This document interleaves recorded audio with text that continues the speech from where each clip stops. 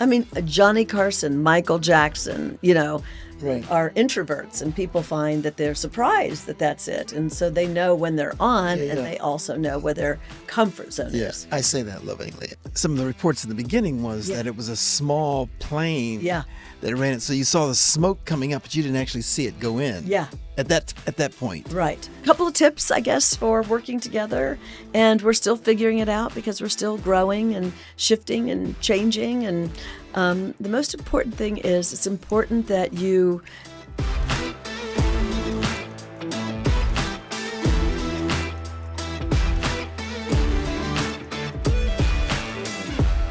So Kym and I built this company basically at our kitchen table. I mean, it was a spare bedroom above our garage, and but we worked a lot at the kitchen table too, which means that for a long time, work just really never actually left the house.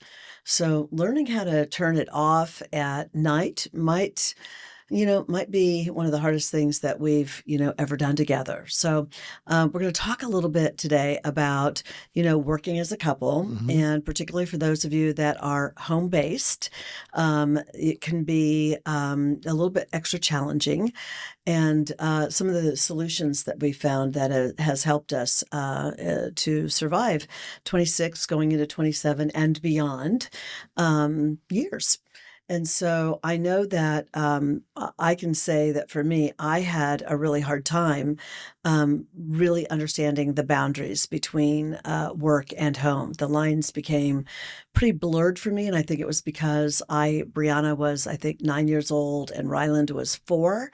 And so I, had a little one at the house and a daughter that still needed for me to keep my eye on her, and kind of watch things. And I was just really learning how to be in business and share an office with you, which I had never shared an office before ever. So that was an interesting thing for me.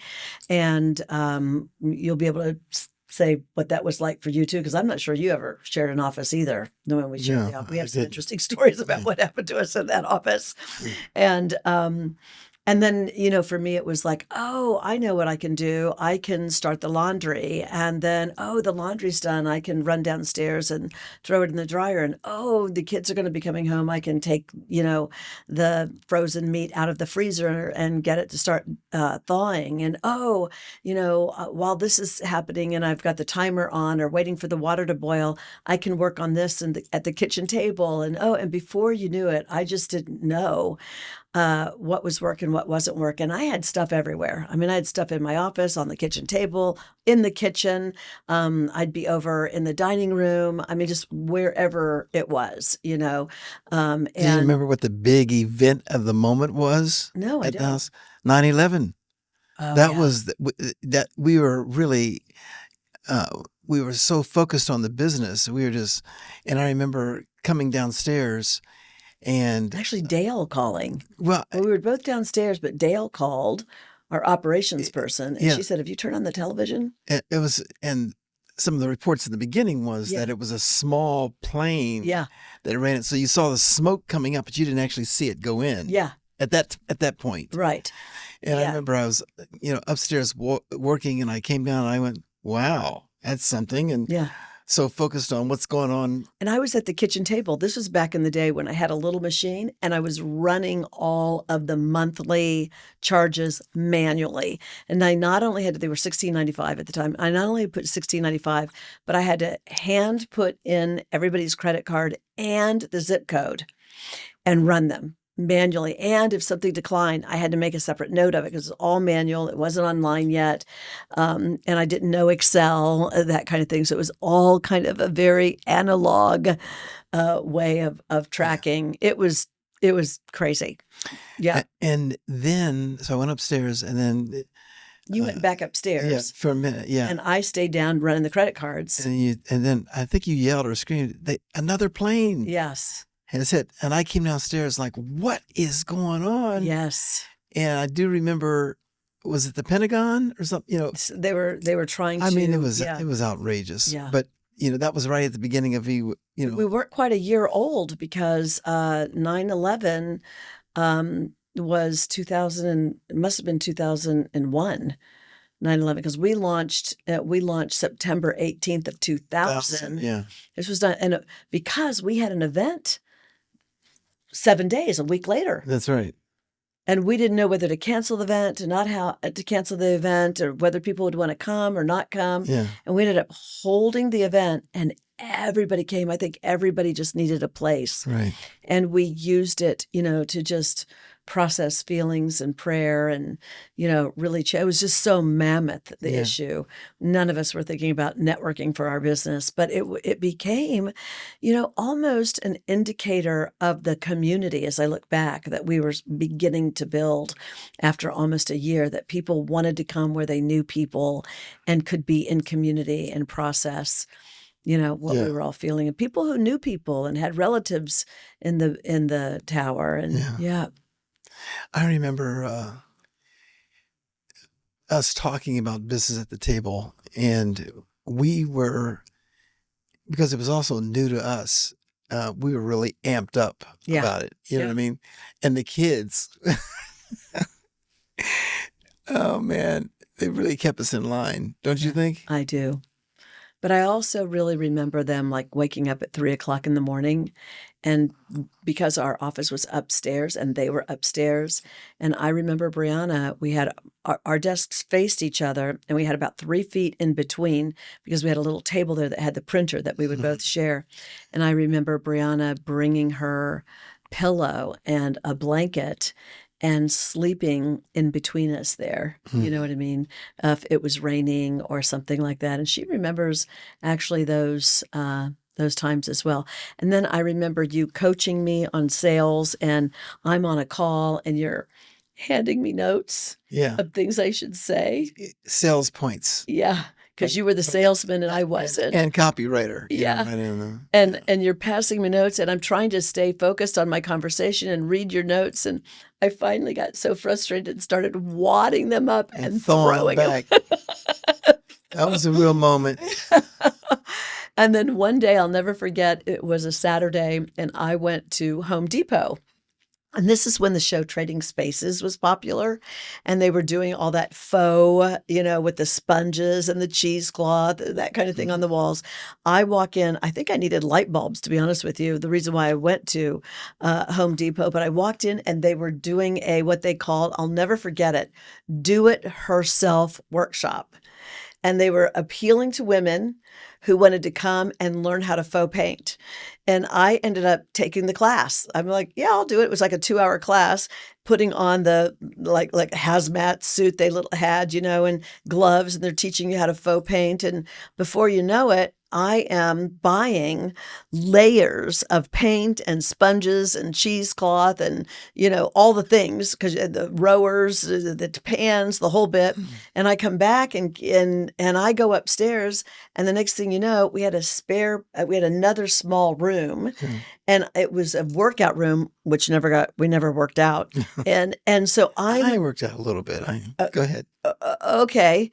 And and I start wheeling. The most exercise I had was pulling that exercise equipment out of there. And you go like, what are you doing? And I'm like, I'm moving out. I'm moving out of our office. I need my own space. But before we do that, I'm going to paint it plum, and I'm going to do this wall, and I'm going to faux it mauve. I'm going to bring my desk over, and you're just looking at me like she's gone crazy. But you didn't say anything. I just I need space. I need quietness. And Yeah. that was one of the secrets, was you're extroverted and I'm introverted.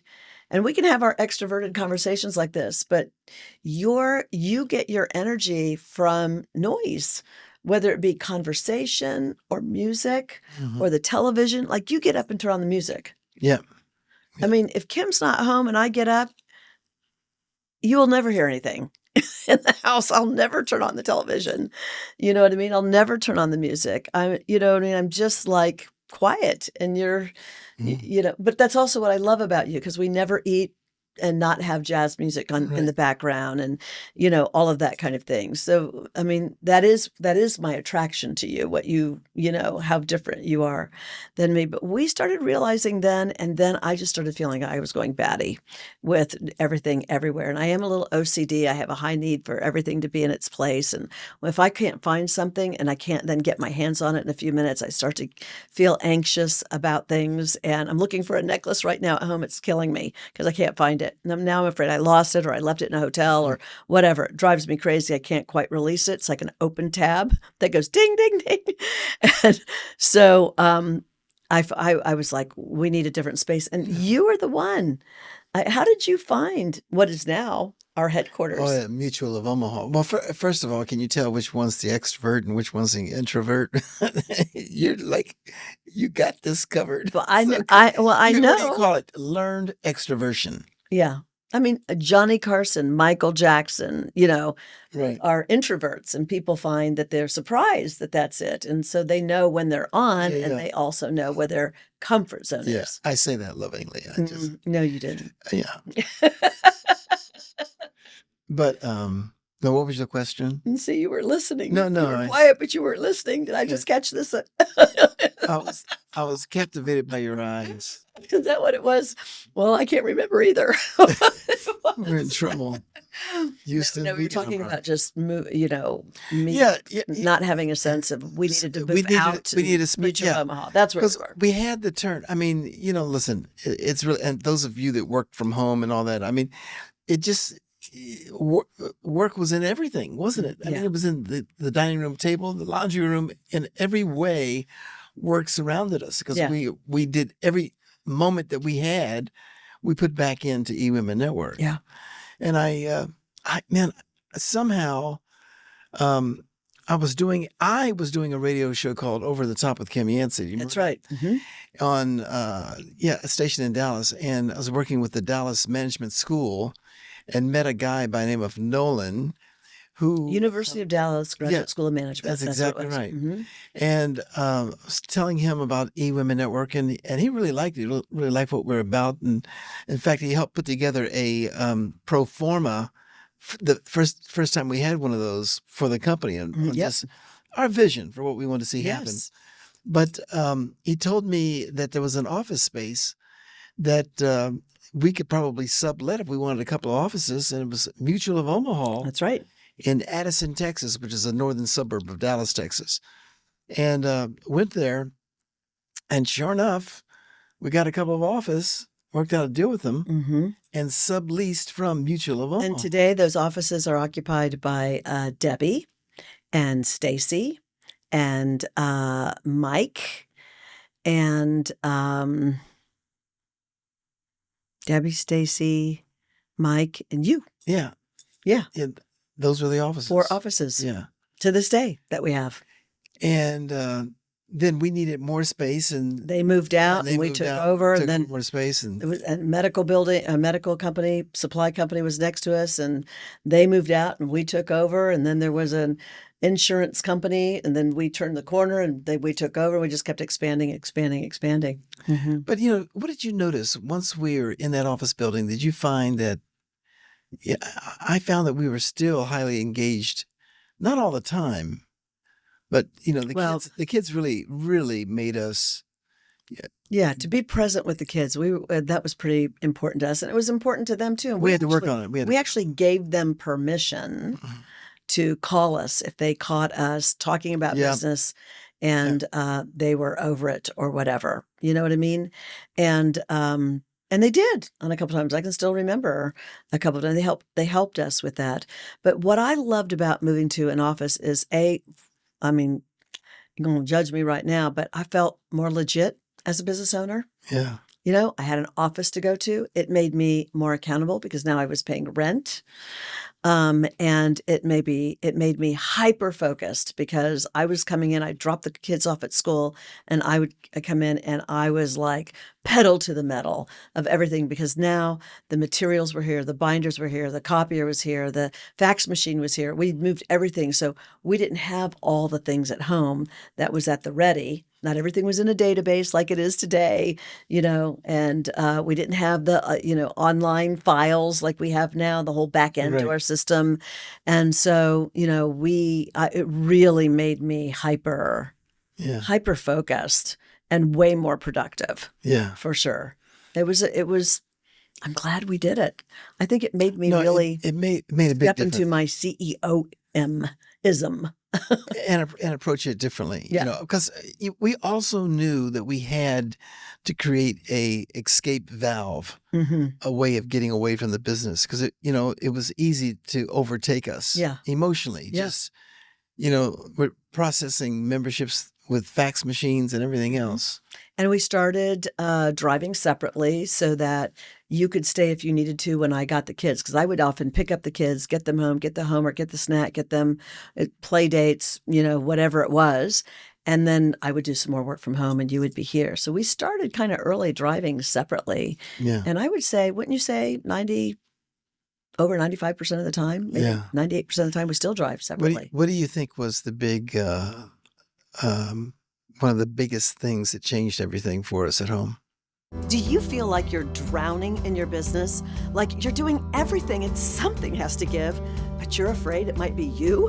What if I told you there's a network of over 500,000 women entrepreneurs, all dedicated to supporting each other? A network of women helping women. I'm Sandra Yancey, founder of eWomen Network, and I'm inviting you to join us and become a member. eWomenNetwork.com. We can't wait to meet you. I'll tell you, What? we got help. We got Dolly. Yeah.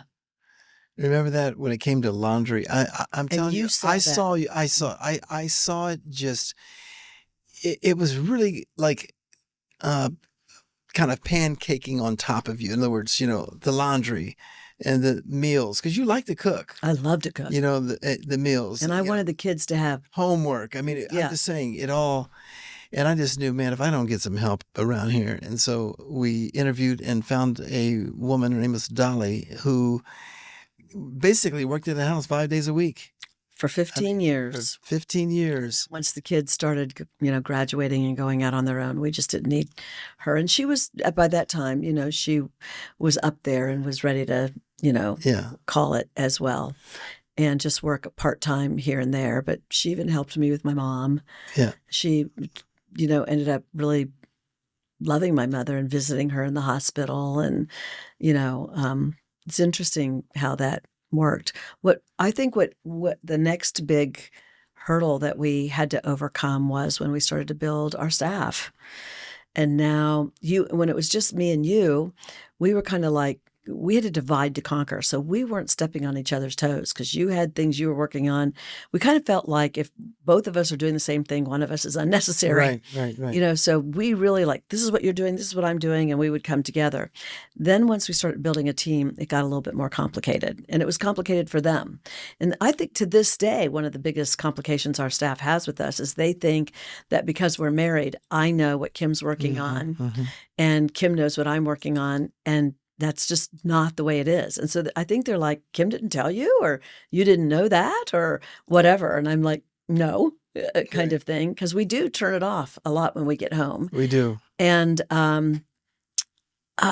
so what I realized is we started now stepping on each other's toes, and the team started stepping on each other's toes, not because they intentionally were doing anything wrong, but they didn't know because we didn't communicate the boundaries. Yeah. And so we had a come to Jesus meeting, if you will, one day. It just being, I don't remember if you were upset, if I were upset, we were both upset. But I remember we just got in front of the flip chart at the time. It was before we had our big whiteboards. And we were just like, we need to clearly define sandbox, and we need to communicate this to our team so that they know. Well, also, you naturally gravitated towards the finance side of the business. Naturally. It just, it was kind of innate inside you. Yeah. And I was really consumed with the creative and the marketing and communication, and that kind of, and then also operations for me, for you in terms of what's in your camp versus mine. What I understood and appreciated from the very beginning was that you can have the best idea in the world, but if nobody knows about it, if you don't know how to message it and you don't know how to market it and you don't know how to brand it, it doesn't matter.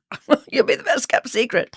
So that was your genius. And I knew if I could focus on kind of, what we were doing, set up the system, set up the processes, operationalize, watch the money. And you were working on the branding and the marketing, which were 2 full-time jobs. We were both working, you know what I mean, kind of thing. And then we were both working on kind of admin, how we get it. And then I almost lost it when we decided to do conferences, because that was way beyond. I had no idea how to put on a conference, which is how we got one of our first employees, who stayed with us for 23 years before she retired and moved, to Ohio.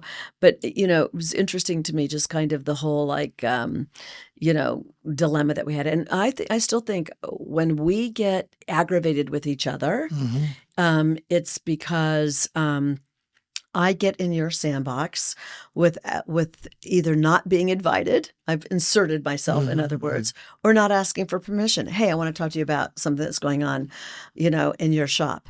And I get aggravated when you violate those 2 things. And so I think one of our real secret sauces for working together as a couple is we have clearly defined our sandboxes, and we have 2 fundamental rules. And that is, don't come in my sandbox without talking to me or asking for permission, and, or being invited.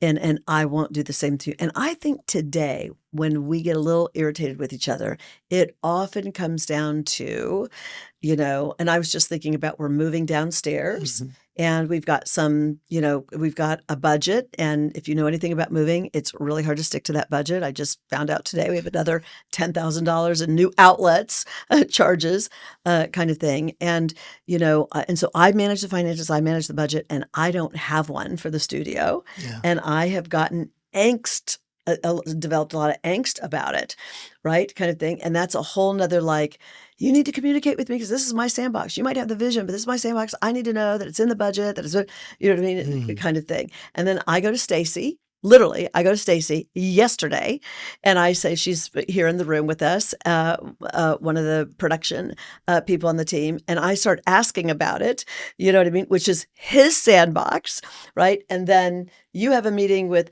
Tony, who's putting everything together, and then Tony says to Stacy, I'm talking to Kym about it, but he didn't talk to Stacy, but I want to know from Stacy. Do you see what just happened? I'm illustrating for you. And it was a pinch. We call it pinches. It was a pinch moment for me. I was like, what? And remember, we had to talk about it yesterday. Yeah, we did. In the hallway. Like, hey, I'm not liking how this is feeling. I said, I got you covered. I'm going to give you the number of Yeah. It won't be a surprise. Yeah, I didn't want it to be I don't like surprises. I'm a very planful person, Yeah. Yeah, but it's nothing a wonderful dinner won't. Except, and you would like to go to our favorite ice cream spot after yeah, this? we will. See, because yesterday I leave at 4:15 every day. This is another way we work together. Is I not every day, but every Thursday, I try to leave at 4:15. Actually, it takes me 15 minutes to get out the door. I stop and start packing and my little follow-ups and this and that and the other plan for my Friday, because I go to Brianna's and I cook for Brianna and Travis and Tatiana and Bryant. And then I get to put both babies away and spend the night and get them up in the morning and cook. And this morning, she was watching Rumi from K-pop and she said she wanted a really high ponytail. And so I put it really high like Rumi. And I said, I could braid it and you'd look exactly like Rumi. And she said, yes. And so I did it. And then she had to change because she had to look more like Rumi before Travis was going crazy because he needed to get her out the door. But, it's just all these little memories. And you come home and you take care of Dash. Yeah. Because Brianna's got 3 big dogs that would eat him in a nanosecond. Yeah. And, and take care of the fort of things and stay a little bit later here. And then we have our Friday nights. Yeah. Totally. That I look forward to, not because I'm done with work, because I feel like if you look forward to Friday because you're done with work, you're doing it wrong. I really do. If you're working just to get to Friday, you should go do something else. Really, I mean, you are not in alignment with what you're on the planet for. My belief is, I love the whole week, and we call it Friday, how to end with a yay kind of thing. So I look forward to Friday, but I also look forward to Friday night because I will have spent the night with the kids, and it's just, you're just so easy and comfortable, and you take me to go get ice cream and yeah.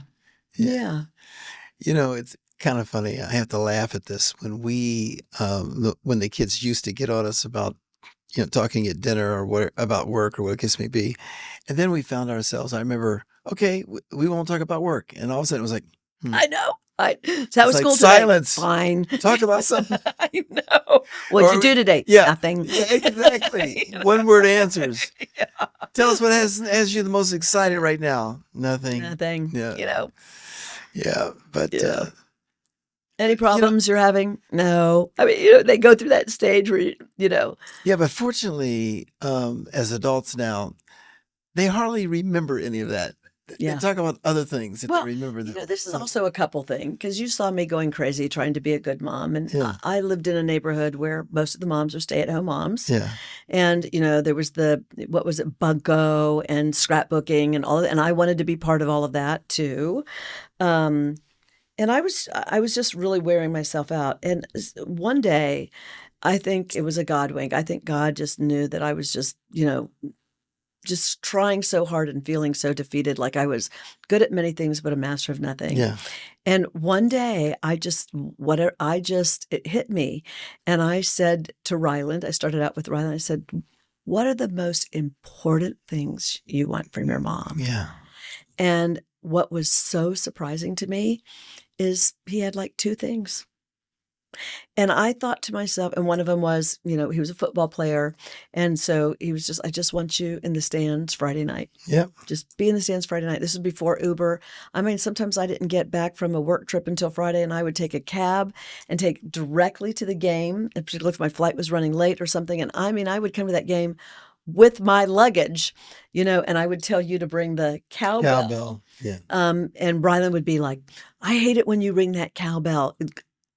Not, and right. right. And so as soon as I would get in the stands, I would look for number 33 on the line, and I'd see him, and I'd ring that cowbell, and I could see my son stand up taller. He's like, she's in the house, mom's in the house, kind of thing. And he knew that I got there. Every now and then I might have missed a kickoff, but I was there. And I'm telling you, he is now 31 years old. 31. And he still has no memory that I was the co-chair of the Scholastic Book Fair. No memory. And that project, that assignment was almost my undoing. I mean, it was so much work, and it was so time consuming, and he didn't care. So he has no memory, to your point. Yeah. Yeah. So if you're like you're building your business and you got little ones and you're struggling with all that, have a conversation. Ask them what's important. I learned from that to ask Brianna. I did just the things that they told me was important. They would tell you as a pretty dang good mom that I didn't miss anything because I didn't miss the things that were important to them, and all the other stuff, they don't remember. They don't remember. They have no recollection whatsoever. No. It became like a breakthrough moment for me. Yeah. Mm-hmm. Yeah. Yeah. That's good. All right. Yeah. So a couple of tips, I guess, for working together. And we're still figuring it out because we're still growing and shifting and changing. And the most important thing is it's important that you give each other enough room, I think, to grow, to find, new things and to explore new things and just come back. I always feel like one of the things that we've done, and it's actually hanging in my office, and I learned this from Hyrum Smith, who was the founder Franklin Planning, which I was a student of in corporate America. And then whole nother story for another day, how we met him. We had a dinner party with someone who was his ghostwriter. We didn't even know it, and said, oh my gosh, you should know the guy I write books for. And that became the beginning of an amazing relationship. This guy took his business took it public just to shy to $1 billion, and then took it private again. And a lot of the lessons that I learned from the years that we spent being coached and mentored by Hyrum. But I forget why even got on this story. What was you were rapping. Oh yeah. No. He said, and to this day, in my office, if you walked into my office in this moment, we have these poles that are actually structural, but we had them painted like chalk so that they would have some kind of use and not just look like a painted pole. And but this is me, and I have my life mission statement. And that's, I think, ultimately what we share is we have a very very similar life mission statements, right? And someday if you're curious, you let me know, and I will read it to you. But what it does is, no matter how far apart we go and grow, we always come back to the fact that we share a life mission statement, and that keeps us grounded. That and happiness. You have to work for happiness. It doesn't just happen. Yeah, it's not for sissies. That's right. It's not for sissies. You Happiness choose takes work. happiness every day. Yeah. And gratitude. Gratitude. And I'm grateful for you, Kym. Hey, that makes two of us. Okay. All right. So there you go. Because you know what? If this helps you with your spouse, it can make all the difference. Because what I know, Kym, is that she doesn't just mean business. She means millions.